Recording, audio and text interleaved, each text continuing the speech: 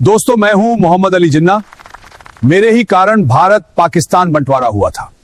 मैंने 75 करोड़ रुपए पाकिस्तान को दिलाए ताकि भाईचारा बना रहे। मैंने पाकिस्तान को एक भी रुपया दिए जाने का विरोध किया, लेकिन गांधी के पाकिस्तान प्रेम के कारण मुझे झुकना पड़ा।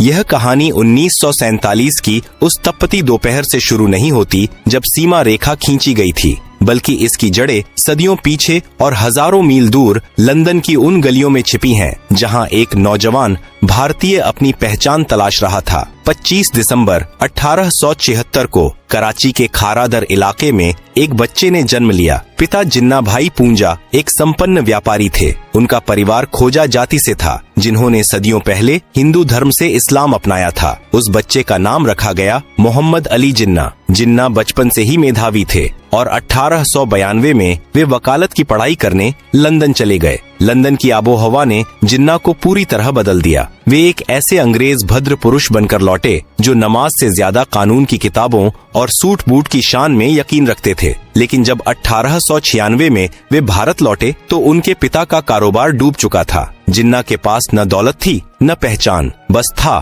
तो एक अडिग आत्मविश्वास। उन्होंने बम्बई को अपना कार्य क्षेत्र चुना और जल्द ही शहर के सबसे महंगे और मशहूर वकील बन गए। उस समय के जिन्ना और 1947 के जिन्ना में जमीन आसमान का फर्क था। शुरुआती दौर में जिन्ना कट्टर धर्मनिरपेक्ष थे। वे भारतीय राष्ट्रीय कांग्रेस के सदस्य थे और गोपाल कृष्ण गोखले को अपना आदर्श मानते थे। उनकी देशभक्ति पर किसी को शक नहीं था। सरोजिनी नायडू ने तो उन्हें हिंदू मुस्लिम एकता का राजदूत तक कह दिया था। 19वीं सदी के अंत तक अंग्रेज समझ चुके थे कि अगर भारत पर राज करना है तो यहाँ की सबसे बड़ी ताकत हिंदू और मुस्लिम एकता को तोड़ना होगा। उस समय का बंगाल प्रेसिडेंसी क्रांतिकारी गतिविधियों का केंद्र था। बिहारी, बंगाली, हिंदू और मुसलमान मिलकर अंग्रेजों की नाक में दम कर रहे थे। तभी प्रवेश होता है लॉर्ड कर्जन का। 1905 में कर्जन ने एक चाल चली जिसे इतिहास बंगाल विभाजन के नाम से जानता है। अंग्रेजों ने तर्क दिया कि बंगाल बहुत बड़ा है और प्रशासनिक सुविधा के लिए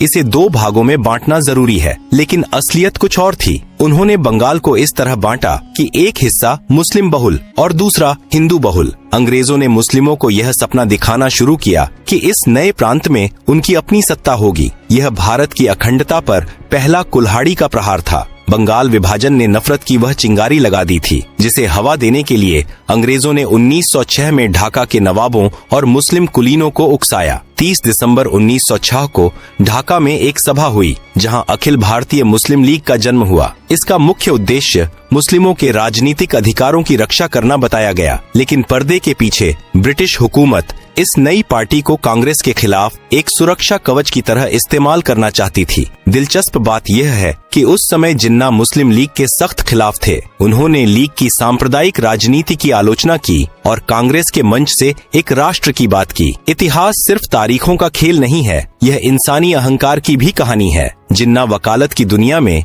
नेहरू और पटेल से वरिष्ठ थे। वे एक सफल और स्वाभिमानी वकील थे। दूसरी ओर जवाहरलाल नेहरू एक प्रभावशाली और अमीर परिवार से ताल्लुक रखते थे। इन नेताओं के बीच विचारों का ही नहीं बल्कि व्यक्तित्व का भी टकराव था। जिन्ना को लगता था कि कांग्रेस में उनकी उपेक्षा हो रही है, जबकि नेहरू और पटेल की लोकप्रियता गांधी जी के सानिध्य में तेजी से बढ़ रही थी। 1909 के सुधारों के जरिए अंग्रेजों ने मुस्लिमों को पृथक निर्वाचन का अधिकार दे दिया, यानी मुस्लिम सीटों पर सिर्फ मुस्लिम उम्मीदवार खड़े होंगे और सिर्फ मुस्लिम ही वोट देंगे। यह वह दौर था जब भारत की राजनीतिक जमीन पर हम और वे की दीवार खड़ी की जा रही थी। जिन्ना अभी भी एकता के सूत्र में बंधे थे, लेकिन मंच तैयार हो चुका था एक ऐसे नाटक के लिए जिसका अंत करोड़ों लोगों के खून और आंसुओं से होने वाला था। प्रथम विश्व युद्ध की समाप्ति के बाद भारत की राजनीति में एक ऐसे व्यक्ति का प्रवेश हुआ जिसने न केवल आंदोलन का तरीका बदला बल्कि जिन्ना जैसे वैचारिक नेताओं की जमीन ही हिला दी। 1915 में मोहनदास करमचंद गांधी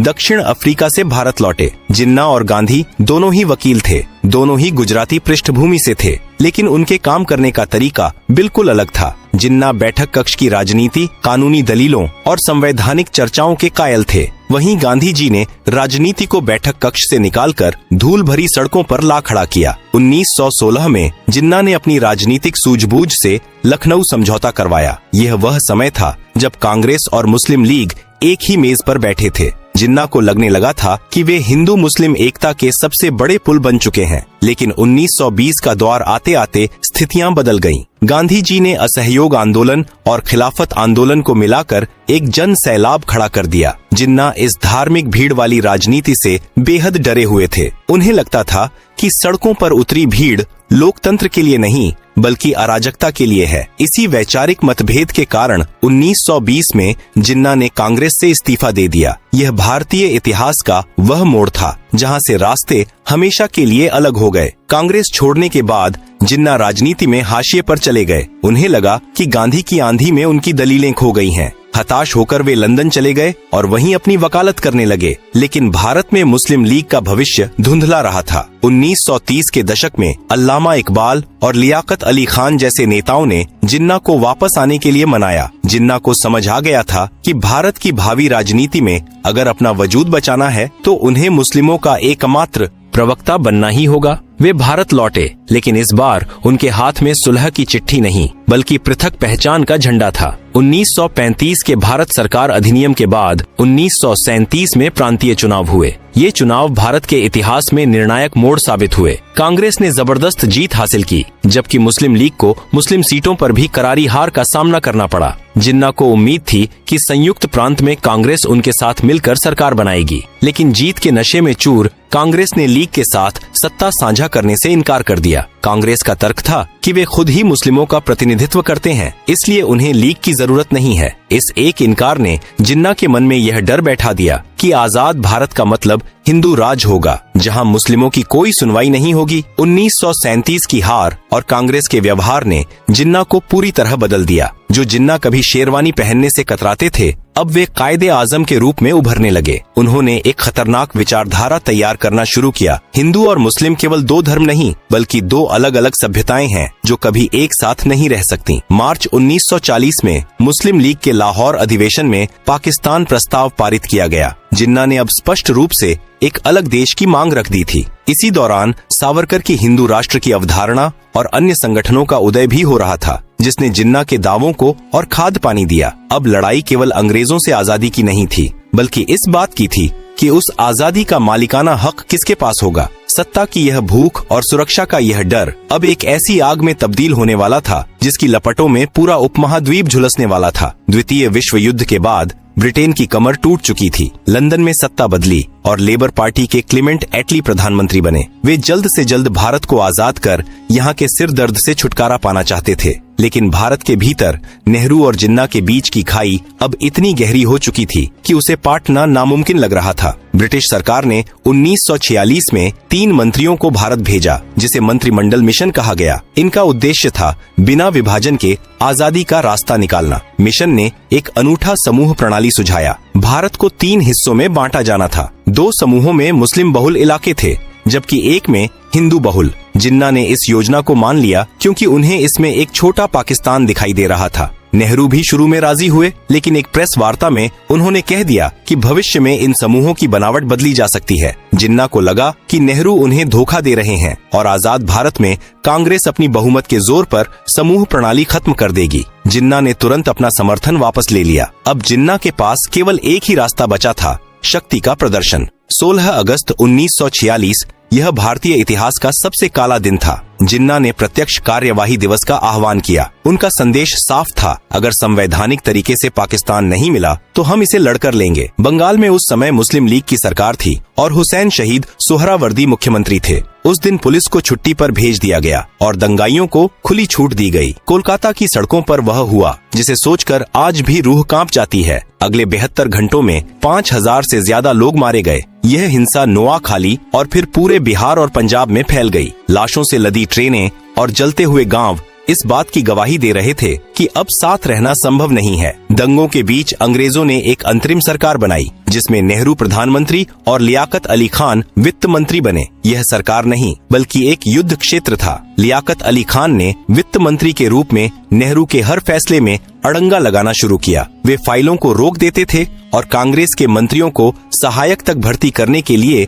लीग की अनुमति लेनी पड़ती थी। सरदार पटेल जो अब तक विभाजन के सख्त खिलाफ थे, इस प्रशासनिक घुटन और सड़कों पर हो रहे नरसंहार से टूट गए। उन्होंने महसूस किया कि अगर हमने आज विभाजन स्वीकार नहीं किया तो पूरा भारत छोटे छोटे टुकड़ों में बंट जाएगा और हर दफ्तर में गृह युद्ध होगा। इतिहास अक्सर पूछता है कि गांधी, नेहरू और पटेल ने विभाजन क्यों माना। सच यह है कि 1946 के दंगों ने उन्हें यह एहसास करा दिया था कि जिन्ना अब पीछे नहीं हटेंगे। पटेल ने कहा था, अगर एक अंग में सड़न हो जाए तो पूरे शरीर को बचाने के लिए उस अंग को काटना ही पड़ता है। गांधी जी शुरू में इसके खिलाफ थे। उन्होंने कहा था कि विभाजन मेरी लाश पर होगा, लेकिन अंततः उन्हें भी अपने शिष्यों की विवशता और देश को जलते देख मौन स्वीकृति देनी पड़ी। अब तक यह तय हो चुका था कि भारत बंटेगा। सवाल बस यह था कि लकीर कहाँ खींची जाएगी और वह लकीर कितनी गहरी होगी। मार्च 1947 में भारत के अंतिम वायसराय बनकर लॉर्ड माउंटबेटन दिल्ली पहुंचे। वे अपने साथ एक बहुत ही कठिन कार्य लेकर आए थे, ब्रिटिश शासन का अंत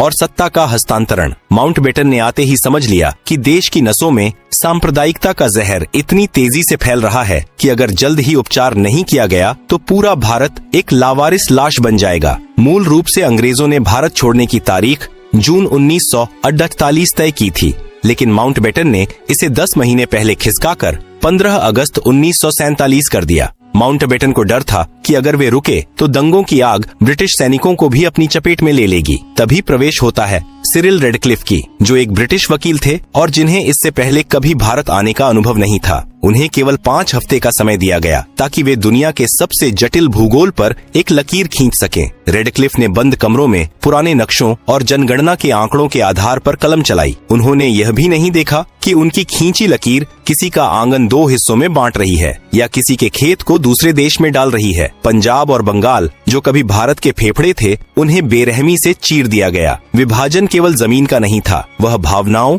यादों और संपत्तियों का भी था। बंटवारा इतना सूक्ष्म था कि सरकारी दफ्तरों की मेज, कुर्सियां, टाइपराइटर और यहाँ तक कि पुस्तकालयों की किताबों तक को आधा आधा बांटा गया। जिस सैन्य दल में मुस्लिमों की संख्या ज्यादा थी वह पाकिस्तान को दे दी गई और बाकी भारत के पास रही। विभाजन के समय भारत के खजाने में जो पैसा था उस पर भी विवाद हुआ। जिन्ना ने पाकिस्तान को भारतीय खजाने से कुल 75 करोड़ रुपए देने की जिद की, जो उस समय भारतीय खजाने का 17.5% हिस्सा था, जिसकी पहली किस्त 15 अगस्त 1947 को 20 करोड़ दे दी गई। बाकी 55 करोड़ रुपए देने का सरदार पटेल सुरक्षा कारणों से रोकना चाहते थे, लेकिन गांधी जी ने आमरण अनशन की धमकी दी ताकि पाकिस्तान को उसका हक मिले और भविष्य के रिश्ते कड़वे न हों। अंततः गांधी जी के दबाव में वह राशि पाकिस्तान को दी गई, लेकिन रिश्तों में आई वह खटास आज तक नहीं मिटी। 14 अगस्त की रात पाकिस्तान वजूद में आया और 15 अगस्त को भारत ने अपनी आजादी का जश्न मनाया। लेकिन विडंबना देखिए, जिस दिन करोड़ों लोग आजाद हुए उन्हें यह तक नहीं पता था कि वे किस देश के नागरिक हैं।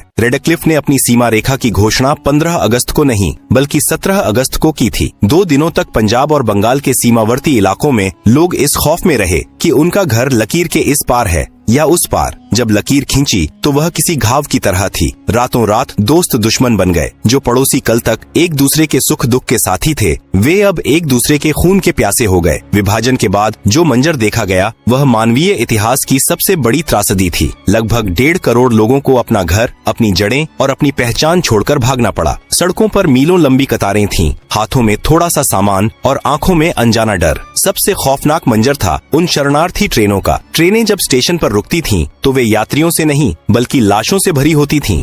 डिब्बों पर खून से लिखा होता था, पाकिस्तान भारत को तोहफा। महिलाओं के साथ जो बर्बरता हुई वह शब्दों में बयान करना असंभव है। लगभग 10 से 20 लाख लोग इस नफरत की भेंट चढ़ गए। किसी ने अपना बेटा खोया, किसी ने माँ, तो किसी ने अपनी पूरी विरासत। जिन्ना ने वह पाकिस्तान तो पा लिया जिसके लिए उन्होंने अपनी पूरी राजनीतिक पूंजी लगा दी थी, लेकिन नियति ने उनके पास समय नहीं छोड़ा। जिन्ना को लंबे समय से राज्यक्षमा थी जिसे उन्होंने छिपा कर रखा था। उन्हें डर था कि अगर कांग्रेस या अंग्रेजों को उनकी बीमारी का पता चल गया तो वे पाकिस्तान बनने का इंतजार करेंगे और उनकी मृत्यु के बाद योजना ठंडे बस्ते में चली जाएगी। विभाजन के महज 1 साल बाद 11 सितंबर 1948 को जिन्ना की मृत्यु हो गई। जिस देश को उन्होंने 2 राष्ट्रों के सिद्धांत पर बनाया था वह उनके जाने के बाद ही अस्थिरता और संघर्षों के भंवर में फंस गया। उनके बाद के नेतृत्व ने उस धर्मनिरपेक्ष पाकिस्तान की छवि को पूरी तरह मिटा दिया, जिसकी बात जिन्ना ने अपने शुरुआती भाषणों में की थी। आज 77 साल बीत चुके हैं, लेकिन 1947 का वह घाव आज भी हरा है। नेहरू और पटेल की विवशता, जिन्ना की जिद्द और अंग्रेजों की चालाकी ने मिलकर एक ऐसा नक्शा तैयार किया जिसने न केवल जमीन को बांटा बल्कि दिलों के बीच भी कंटीली तारें खींच दी। विभाजन केवल एक राजनीतिक फैसला नहीं था, बल्कि एक प्रशासनिक और मानवीय विफलता थी, एक ऐसी जल्दबाजी जिसने करोड़ों लोगों को शरणार्थी बना दिया। आज जब हम आजादी की खुशियां मनाते हैं तो हमें उन गुमनाम चीखों को भी याद रखना चाहिए जिन्होंने उस आजादी की बहुत भारी कीमत चुकाई थी। विभाजन का इतिहास हमें सिखाता है कि जब राजनीति धर्म और अहंकार के चश्मे से देखी जाती है तो नक्शे तो बन जाते हैं, लेकिन इंसानियत हार जाती है। आज के लिए बस इतना ही, मिलते हैं बहुत जल्द। जय हिंद, जय